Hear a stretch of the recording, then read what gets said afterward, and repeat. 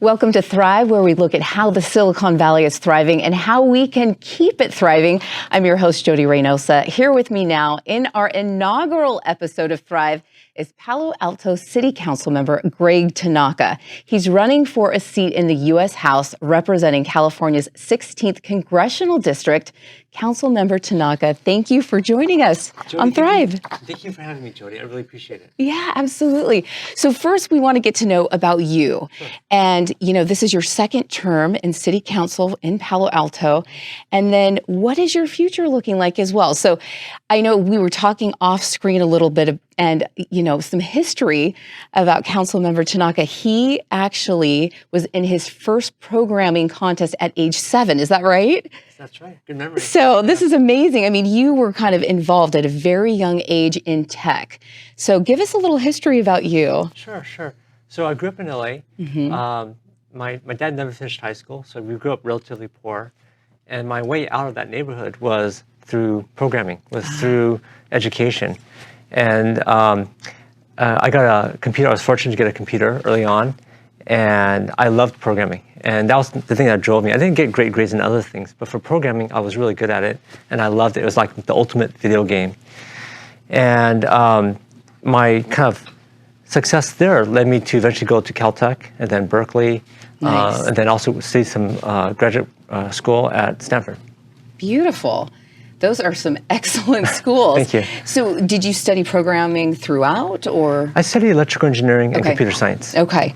And so tell me your road to the, City Council at Palo Alto. How did that kind of unfold for you? Yeah, so I didn't start there. Okay. What happened was I was living in a condo in Mountain View, and I was on the 3rd floor, and the laundry was on the 1st floor, and I wanted a laundry unit. And when I went to HOA, they said, no way. But they said they had an opening for HOA treasurer. And said, do you want to be treasurer? I said, yeah, sure. And so I volunteered. They got to know me. And they said, oh, this is a brilliant idea. You should go ahead and do it. And then I did it, and a bunch of other people did it. And before then, I wasn't really that involved in politics. I kind of was very much a kind of math, science, engineering kind of guy. I had a bit of a disdain towards politics, actually. But then I realized, wow, you could sit there and complain, or you could do something about it. And so I got involved, right? So when we moved to Palo Alto, I lived on a busy street. And I had little kids, and I'm worried about the kids getting run over. So I became president of my neighborhood association to try to keep traffic calm and make sure that there's enough parking. And then when one of the planning commissioners for Palo Alto got elected to city council, a lot of my colleagues said, hey, Greg, you should try to get appointed to the planning commission, because we also wanted to live near downtown, but we could never really afford it. So my downtown was a street called California Avenue, which is kind of a secondary downtown. And I wanted to make the street more vibrant. So I joined the planning commission. I made it much more vibrant. It's now probably rivals University Avenue on some aspects. And I didn't have necessarily plans for running for city council, but what happened was in 2016, the mayor at the time wanted to ban software development. And at the time, I was doing a software startup. I was the founder and CEO of a software startup. And that's called? At that time, it was called Percolata. Okay. Percolata. So we raised a Series A, about $10 million from Google Ventures, Andreessen Horowitz, Menlo Ventures, a few others. Yep. And to me, Palo Alto has been the birthplace of HP, Facebook, Google, all these iconic companies. And we want to have innovation. And I just felt banning software development was antithetical to innovation. So I decided to run. I had a lot of people also asking me to run. But I'm like, I have little kids, I have a startup, I'm really busy. But that was kind of a trigger for me. So I decided to run. I won.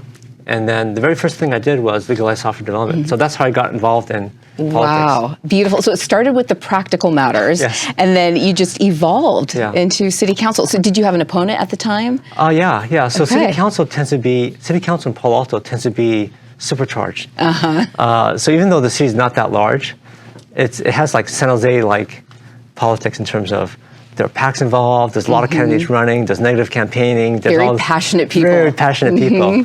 So there were, I think, that year there were 10 people running. Oh, wow.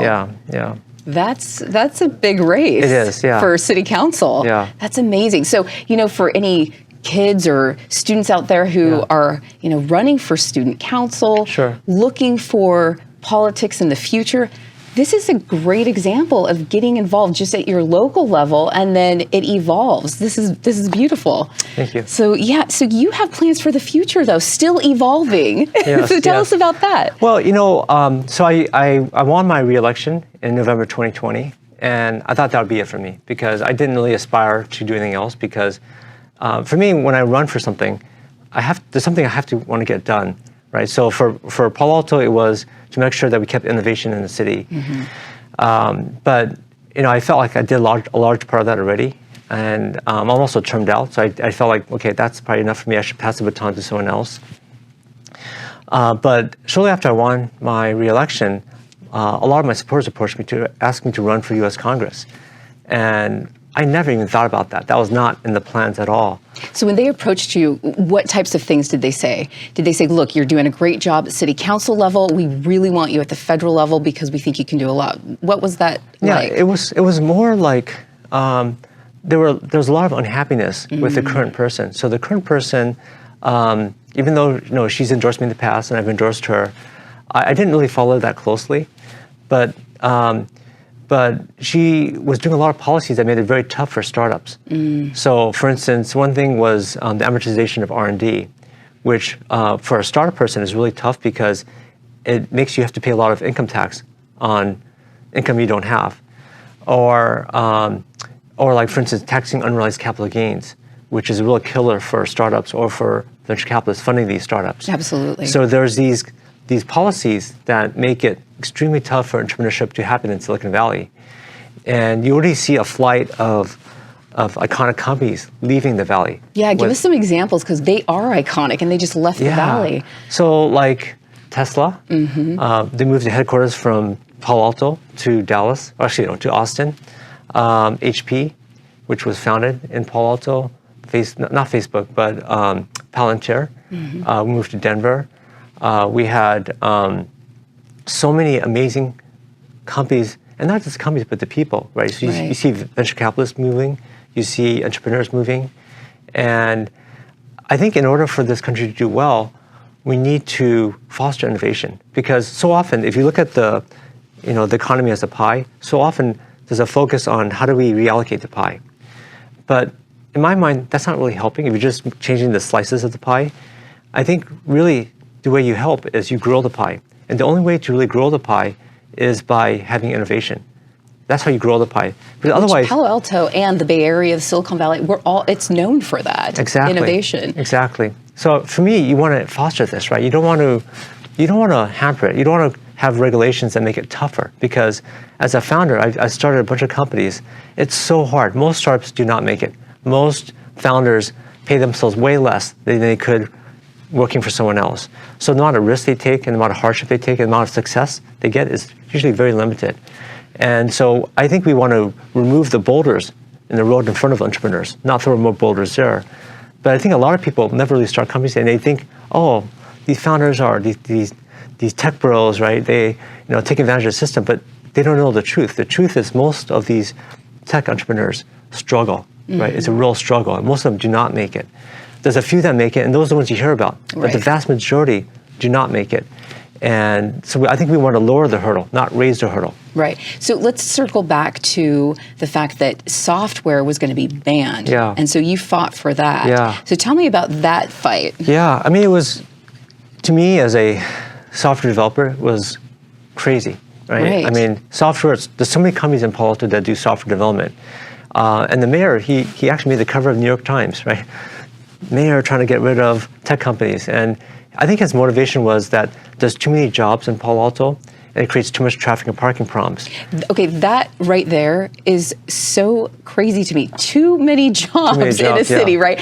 I mean, there are cities across the country vying for something like that. And then here he says there's too many jobs in Palo Alto. That's amazing. Yeah, I mean, they talk about this housing jobs imbalance, right? Where Palo Alto has too many jobs and not enough housing. But it's better to have too many jobs than not enough jobs. Right. Because I look at like once iconic cities like Detroit. So Detroit in the 50s and 60s was a place to be, right? The big three auto companies were just like knocking out of the park. The best and brightest would go to Detroit. But if you look at them today, right, after all the imports started coming in and the auto companies started falling apart, Detroit is a shadow of itself. I mean, people are giving away houses in Detroit. So I think it's dangerous to think that innovation will always happen. I think you need to foster innovation. I don't think innovation happens naturally. I mean, if you look at even if you look at other iconic cities in the past, like Florence. So during the Renaissance, Florence was the place to be. But look at it today. I mean, it's a shadow of itself. Now, of course, that's many years ago. But my point is that if you want to stay innovative, if you want to be the Silicon Valley of whatever, you have to foster it. You have to encourage it. You have to remove the barriers that prevent it. And if you don't, it will go to other places, right? So if you look at Miami today, a lot of entrepreneurs, a lot of venture capitalists are moving to Miami. You look at like Cayman Islands, like so I'm in the crypto space. So Sam Bankman-Fried moved from here, the Bay Area, to Bahamas, right? So we lose this top flight talent, which I think is not good for this country.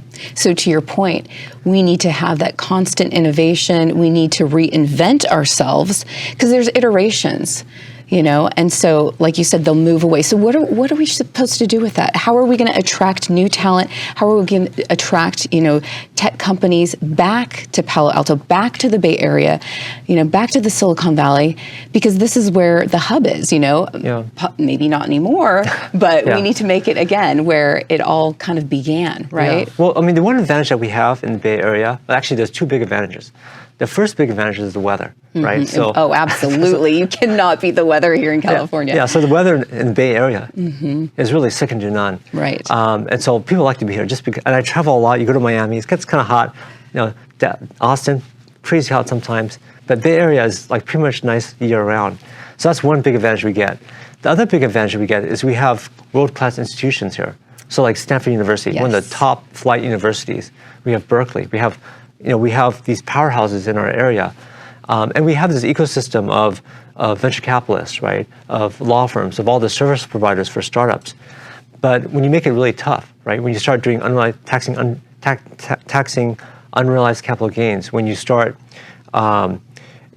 forcing companies to amortize their R&D spend over 5 years, so that now, let's say if I make $1 million in revenue and have $1 million in expenses, I have to amortize my expenses over 5 years. That means the first year I owe $800,000 in taxes for income I don't have, right? For a startup, that's really killer.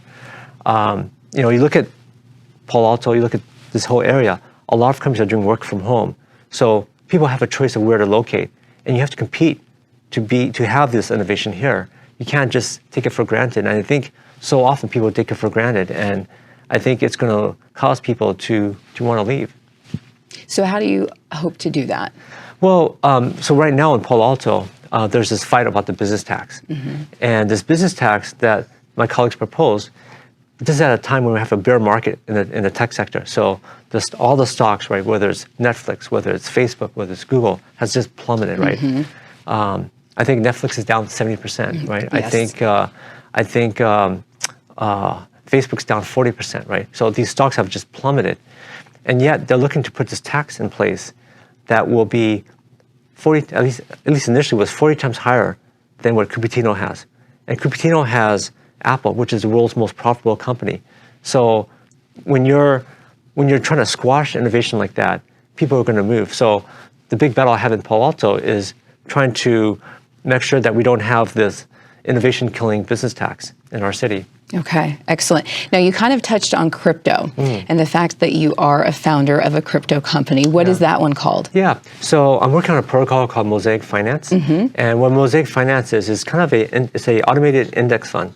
It auto-allocates between different tokens to try to get the highest yields based on predictions that we make. Okay, and what's going on there? What are the challenges there that we also need to be aware of? Yeah, so crypto is kind of under attack. So with the infrastructure bill, it's a $1.2 trillion infrastructure bill, massive spending, trying to renew a lot of the infrastructure in our country, and a lot of it's good. But the big problem was, how do you pay for it? And so Congress looked at, well, who can help pay for this $1.2 trillion? And they look at the crypto folks. They say, well, these guys may not be paying all their taxes. And maybe some of them aren't. Although I would argue a lot of them are. And so what they did was they put in this crypto provision, which has nothing to do with the infrastructure at all. And what this crypto provision did was it essentially makes everyone a broker in crypto. So what that means is if you're mining Bitcoin and in your block that you're mining, you have to basically report all the counterparties involved in that block. That means if someone did a transaction that you're trying to verify in your blockchain, you have to report their real name, their social security number, and their address, which is literally impossible because you don't know who it is. Or let's say you're an artist, right? You're going to resell an NFT. You have to report who that counterparty was. But the thing with crypto is it's all pseudo-anonymous. We don't know who it is. If you're a Solidity developer like myself, and you have to report who's using your contract. So imagine a software programmer has to report who is using their code. I mean, once you put your code in GitHub, how do you know who's using it? So consequently, what does that do? Well, basically, if you don't report, if you don't issue these 1099s, then essentially you face 5 years, basically it's a 5-year felony. Oh, right? my goodness. Plus a fine. And so many people, as of last November, with the infrastructure bill, which is law right now, face a felony, right? And so you see this big flight of crypto entrepreneurs who are leaving this country. And it's sad because, first of all, I think it's hard to stop crypto because it's decentralized. There's no one person there's no one place you could shut it down. But the second of all, I think it's a massive loss. It's like a massive brain drain to this country. So you have these people who are risk takers, these people who are incredibly resourceful, people who are incredibly entrepreneurial are leaving our country. And I think that's a loss to us. I think I kind of see crypto right now where the internet was in 1995. It's really early. You know, there's a lot of potential, but not much to show for it yet. And for these early technologies, I think we want to help promote them, not hinder them. Right, not be a deterrent. Exactly. So what's the answer? Well, it's interesting also to me how they try to slip in these other things into these bills, you know, like this infrastructure bill. Yeah. I mean, I think the answer is to roll back these anti-crypto provisions. So if I make it to Congress, that's one of the first things I'm going to do is roll back the anti-crypto provisions. It's kind of like, imagine the internet in 1995. You said, well, there's people who are defrauding people on the internet, right? There's people who are scamming people. And it did happen in the early days of internet. But look at what it's become, right? So much of our commerce happens over the internet now. So much of our entertainment happens on the internet. So much of our communication with Zoom happens on the internet. And so there's always nefarious things, but there's also so much upside. And I think the upside is way better than the downside. And so I think for crypto, I think we should allow it to flourish. We should roll back these anti-crypto provisions. But we should also, the other kind of killer thing with crypto is the capital gains. So with crypto, you have to, I don't want to get too technical because I'll probably lose the audience, but basically the capital gains. Take notes, right? Basically the tax reporting of crypto is really crazy hard. And it's kind of like where e-commerce was for sales tax. So when e-commerce first started in 1995, it was really hard to collect sales tax because there wasn't a good setup for it. And so for a couple of decades, there was no sales tax on e-commerce. And then eventually they figured it out, and then e-commerce started paying sales tax. And I think the same situation is with crypto. Right now, crypto is really complicated. It's very hard. Anyone that's done any crypto and try to report on their taxes knows it's super hard to do.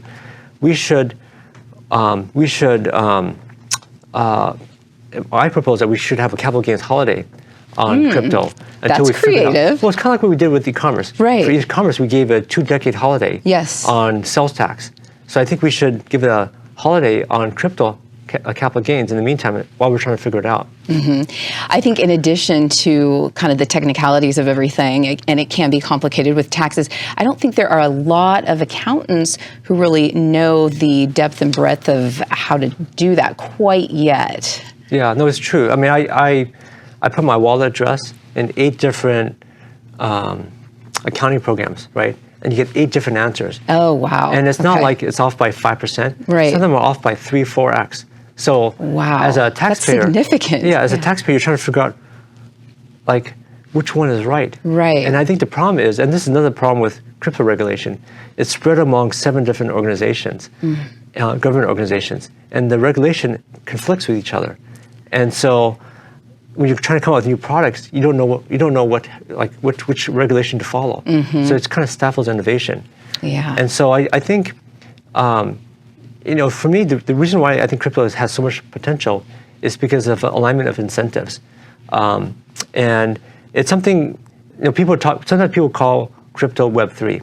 And the reason why is because Web 1 was read-only. It's like Yahoo, right? Where it's just, you just kind of read whatever's on the Yahoo webpage. Web 2 was kind of like Facebook, where there's read and write, where there's a lot of user-generated content.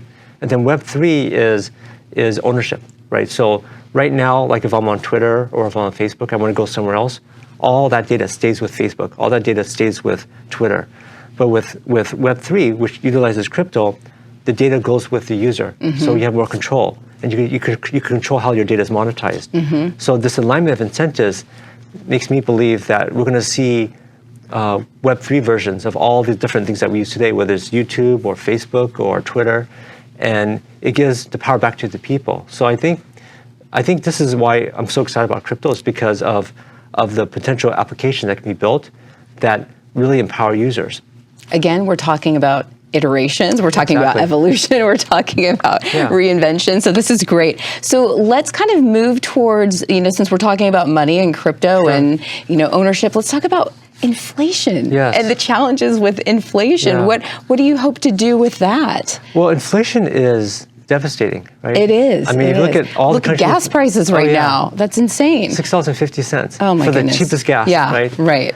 And the problem with inflation is that it's devastating to people on the bottom. Because the people on the bottom, they tend to get most of their compensation in cash, and most of the wealth is cash. And so when there's inflation, they get hurt the most versus people who are very wealthy. Most of their compensation and most of the wealth is in assets. So they're not affected. And as a result, inflation tends to be a very regressive tax. It hurts the poor the most, right? Usually most taxes, as you get richer, you get taxed more. But inflation is just the opposite. And it's something where I read that the average American family has lost about $10,000 in wealth a year from inflation. So this is a check you never wrote to the government. It was just taken from your bank account without your knowledge. So I think for inflation, we must get it under control. And one of the big drivers of inflation, some of it is, of course, supply chain because of like the war in Ukraine and all that stuff. But some of it is also because we've been printing money like crazy. So 40% of the dollars in circulation were printed in the past 2 years. So if you have a fixed amount of supply, or perhaps even less supply, but you have more dollars circulating, you're going to get this crazy inflation.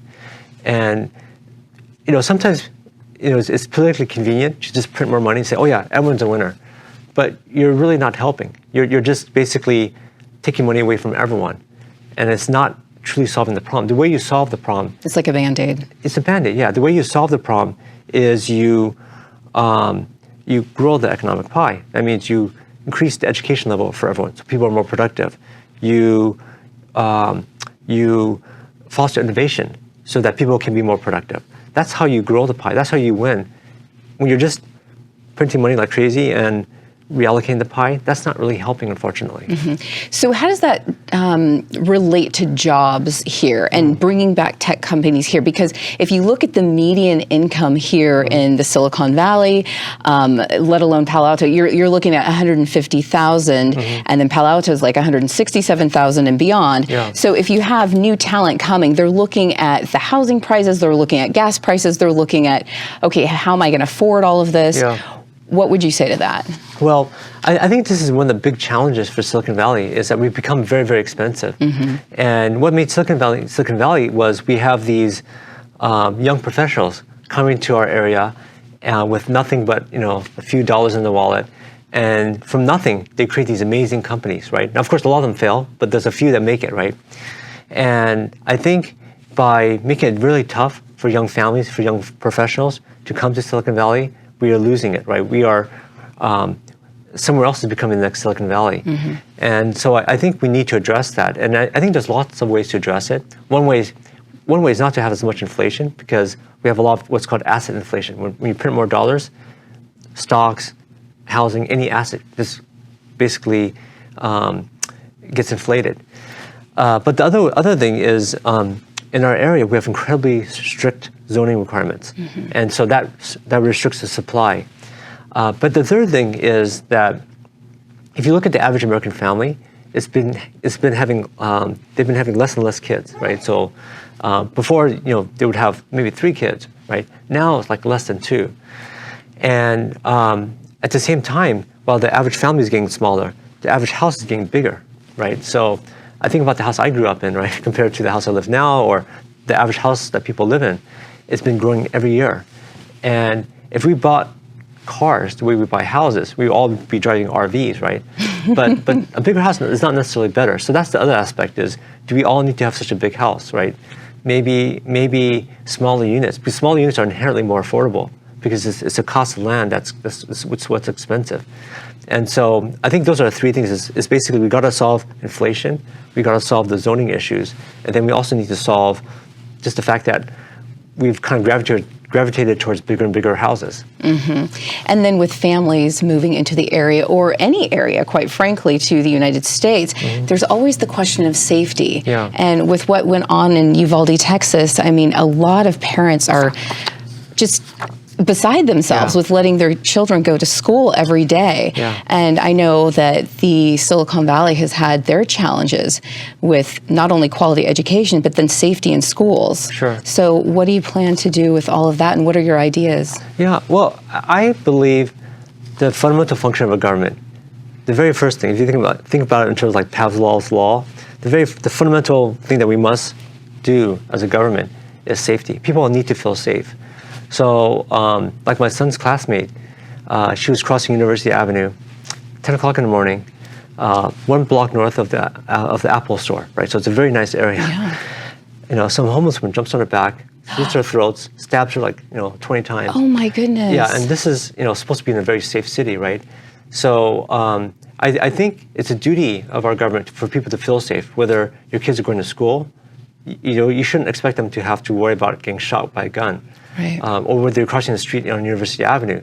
So I think safety has got to be a priority. And so one of the things I did on the Palo Alto City Council was made crime prevention a priority.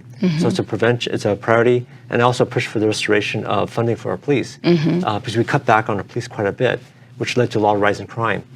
So I think. So you actually saw the numbers rise when you cut back on funding with the police. Yeah, so we had a record amount of property crime in Palo Alto, a record number of assaults, and like I said, people need to feel safe. If they don't feel safe, I think the government is failing. And so all those kids, right? I heard about what happened. All those kids. I mean, I heard the 911 calls where like some kids trying to whisper and trying to say, "Hey, come save us!" Right? So tragic. It just gives me chills just to think about it. I can't imagine how terrifying that must have been. Yeah. And so I think that we need to make sure that guns don't go in the hands of unstable people. Right. I was just going to ask you about that. As far as the weapons used, I mean, sure, people might have a background check, but what about a psychological screening? Yeah. I mean, I think in this case, from what I understand, this 18-year-old didn't have any priors, so it's kind of hard to detect. But I think we need to look closer at how could we prevent something like this, because I think the guy bought like 1,000 rounds to assault, I'm not sure exactly what weapons, but high-powered rifles, I think we need to make sure that we don't allow that stuff to happen. That there's better screening. But I think the other part of it, and this is the thing that also kind of broke my heart, was I heard about the police department. They were there for quite a while before they rushed in. Right. And I saw parents. They were trying to get their children. Right. And they were tased. That's right. They were all sorts of things. And to me, an investigation needs to. So I think there's 2 big problems that we have to solve. The first big problem is how did guns get into the hands of someone like this, right? And how do we prevent it? All right, Councilmember Tanaka, so we were talking about quality education, how important it is. The safety of our children is absolutely important. Tell me a little bit about overhauling education, if it needs to be overhauled, which many people think it does, and then how quality education is going to be something that you hit upon. Sure. So 30 years ago, the United States used to be #1 in education, but right now we're middle of the pack. So it's not so much that our country has gotten a lot worse, but it's just that a lot of the countries got a lot better. And it's a competitive space right now. So I think it's important that we remain at the forefront of education. So I think it's really important. And there's several problems with education right now. So at the higher education level, higher education, the problem is that the cost of education has gone up 5x the rate of inflation. So it's become unaffordable for a lot of people. Yet, in order for us to function as a democracy, in order for the people to have enough earnings to kind of make it in this world, they need to have a certain skill set. But as expenses keep growing, it's unattainable. So I think we need to look at that. I think that's a big problem. The second big issue, so myself, I grew up in a relatively poor area in Los Angeles, and my schools were not like the schools that my kids go to. So I live in Palo Alto. In Palo Alto, the schools are really, really good. And the problem that we have is that education quality is not uniform. There's some places that are really great, and some places that are not so great. And what I think we need to do is we need to have a certain level of quality for everyone, because I think everyone needs a chance. So I really believe in equal opportunity, whether they're rich or poor. Now, the outcome may be different because some people try harder than others, but everyone should have the same, should have the same chance. And unfortunately, that's not really happening right now. So I think we need to use technology. I think we need to use incentives to actually get amazing teachers. I think we also need to rethink about how we do education, because education happens very much the way we do it 200 years ago, where you have a teacher standing in front of a room, talking to a bunch of students. But if you think about it, like one of my inspirations is masterclass. So masterclass, they have these world-famous people who give these amazing lectures, and maybe you just record it once, and then everyone could watch it. And then you use the other manpower that you have to give individualized like tutoring sessions to the kids. So everyone watches maybe the same lecture, and then they could get personalized attention. So rather than everyone giving their own lecture, right, and everyone having to be an expert lecturer on Algebra 1, what you have is one uniform lecture, and then one uniform amazing lecture that everyone watches, and then you use the extra manpower you have to individualize the education for each student. And by doing that, I think you can have higher quality education that scales. Because right now, it doesn't really scale very well. Yeah, more hands-on for the learning. Once they get the lesson, like you mentioned, that's great. That's a great way to utilize technology. I mean, right now you have, over 100,000 schools in the United States. You have API scores, which are supposed to tell you, okay, look, we have standards, you're not meeting, the standards. This school in Palo Alto has a very high API score, but over here in, say Oklahoma, it's not so high. So what do you need to do to raise your standards and raise the educational levels? But people are still, it's so varied still. So you're right, we don't have like the standardized level of high quality education. So I think if we infuse the technology like you're seeing, so is that something that you hope to pitch and optimize in your future? Absolutely, yeah. I think we need to do that at pretty much every level of education. Now, it's not to say that everything needs to be remote, because I don't think that necessarily works. I think from school you learn by being in person, you learn how to socialize. So I think that's also important.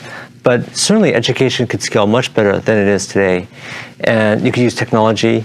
But I think also, what's also really important is we raise standards, because I look at other countries, like you see the United States, and our ranking of education keeps on dropping, right, over time.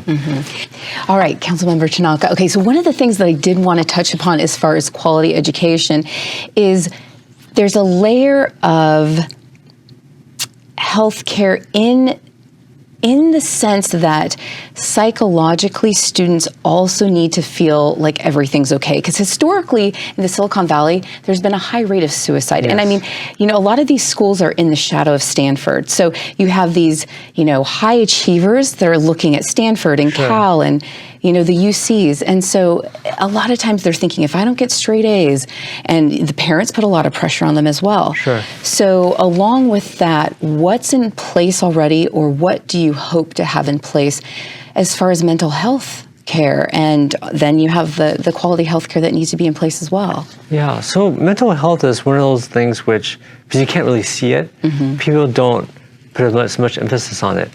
But if you look at, let's say, for instance, homelessness, a big chunk of homelessness is actually mental health. And in Palo Alto, like you said, there's actually been, fortunately not now, but in the past, there's been like a whole spat of suicides, right? And then when it happens to a young student, it's absolutely tragic in terms of their whole life is in front of them. And so what I think we need to do is, I think we need to increase the accessibility to mental health, but also increase education, because a lot of people don't realize that they need help, right? And so I think we need to kind of make it easier to be aware that you're maybe having a problem, or that someone's having a problem, but also make it easy for people to get help. Because I think if people get treated, if they get therapy, they're able to come back and recover. But, and maybe even educate the parents. Yeah. Because oftentimes there's this stigma involved, like, my child doesn't need that, or you know, they just need to put their nose to the grind and you know, study more, or what have you. So yeah, exactly. I agree. All right, Councilmember Tanaka. So we were talking a little bit about the safety of our children and the fact that they need psychological help sometimes. You know, mental health, you were saying, can't be seen all the time. Yeah. And you were putting things in place to help that. If you could just expound upon that a little bit more. Yeah, mental health is one of those, I think as a society we do a really good job, or at least a decent job, when there's a physical ailment. But when there's a mental health ailment, because you can't see it, a lot of times it doesn't get treated, it doesn't get identified. And you know, probably the most tragic case of this is homelessness. So homelessness, you know, a big chunk of it is not caused because of economic reasons. Some of it is, but it's a minority of cases. Most of it is actually caused by mental health issues. And unless you have proper treatment, the people can't be helped, right? People can't recover. And so it's a loss of opportunity for someone. But for our kids, it's even more tragic when kids take their own life. And so I think that we need to increase the awareness of how to identify issues, especially among parents, but also make treatment more easily accessible, so that people don't feel like it's not something you want to do, right? Something It's not an option. Yeah, that's right. Because I think probably everyone at some point in life needs help, right? In some way, shape, or form, some sort of support. And so I think we want to give that support to people, especially to our students. Absolutely. And so speaking of the accessibility for healthcare and healthcare prices, I mean, drug prices are astronomical at times. I think off camera we were talking about, you had an acquaintance or friend that it was costing $20,000 for a treatment. Yeah. I was knocking on doors because I'm running for Congress. I'm knocking on doors, and I knocked on the door of my daughter's middle school math teacher, right? Oh. And it's just total coincidence. And we were talking about healthcare, and you know, one of the big reasons why I'm running is because the current representative, she's 80 years old this year. She's the number one recipient of Big Pharma, so she's always trying to ban the importation or production of generics, which raises the prescription prices. Right. And when I was talking to my daughter's middle school math teacher, he was telling me that his mom had Crohn's disease, and she spent $20,000, right? Which is, to me, a lot of money. A lot. And so I think it's important that the pharma companies recoup their R&D. So I think that's really important. We want to make sure that innovation is funded. But at the same time, I think if after the R&D and profit is recouped, I think that we want to let the free market set the prices. So I think we need a representative that's kind of more representing the people versus the lobbyist. Very good point. Love it. Now, the other thing that you're very passionate about is climate change. Yes. So tell us a little bit about what nuances have happened already that you've been involved with, and what the future looks like for climate change. Well, I think climate change, in my opinion, is one of the biggest existential threats to humanity. I serve on the Santa Clara Water Board. So they're telling us that we're having the worst drought in 1,200 years. Right? This is like 1,200 years. Yeah, this is 800 AD, right? This is back when the Mayans were here, right? Oh my goodness. And so the whole western half of the United States is drying up. Even like California is basically turning into a desert. And so we need to address this problem. And I think we want to do what we can in terms of like conservation, try to preserve, and that's really important. We also need to start thinking about the supply of water. So one of the proposals out of Stanford is that we look at nuclear power. So nuclear power has a kind of a bad rap because they look at Fukushima, 3 Mile Island, Chernobyl.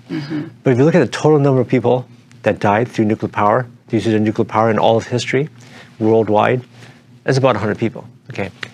Versus if you look at how many people die through the burning of fossil fuels every year, 8 to 9 million. So you have 100 people worldwide for all of time versus 8 to 9 million a year. And so it's relatively safe. And so the proposal from Stanford is that we expand Diablo Canyon, which is a nuclear power plant in Contra Costa County. Yeah, okay. And basically, because during the day, California actually produces a lot of renewables, more than we could use, solar and wind. But at night, we have to burn natural gas, which throws more carbon in the air. But what we could do is during the day, we could use nuclear power to desalinate water, and then we could use the easements we have. We could use the easements that we have